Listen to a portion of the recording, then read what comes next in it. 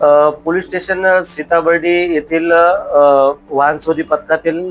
अंमलदार police हवालदार वारले, police शिपाई शत्रुघ्न मुंडे, पोलीस शिपाई प्रशांत आणि पोलीस शिपाई चेतन, आम्ही पोलीस स्टेशन हद्दीमध्ये पेट्रोलिंग करीत असताना आम्हाला मोहोळ भवन बस स्टॉपच्या पाठीमागे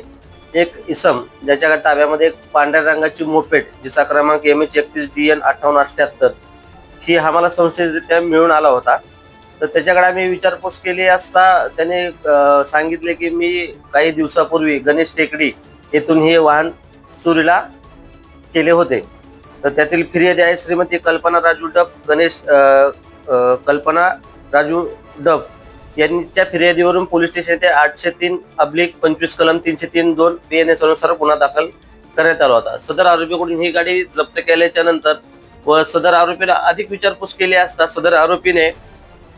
पोलीस स्टेशन सदर येथून माउंट रोड येथून काही दिवसापूर्वी जुलैच्या महिन्यामध्ये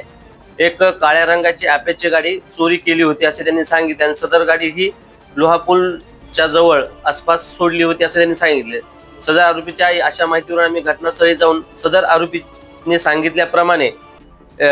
एक गाडी जी काळ्या रंगाची अॅपाचे MH36AD 9432 यातील फिर्यादी नामे साहिल विजय बागडे राहणारा भंडारा यांनी पोलीस स्टेशन सदर येथे जुलै महिन्यामध्ये त्यांच्या फिर्यादीवरून अपराध क्रमांक 432/25 कलम 303(2) अनुसार गुन्हा दाखल करण्यात आला होता।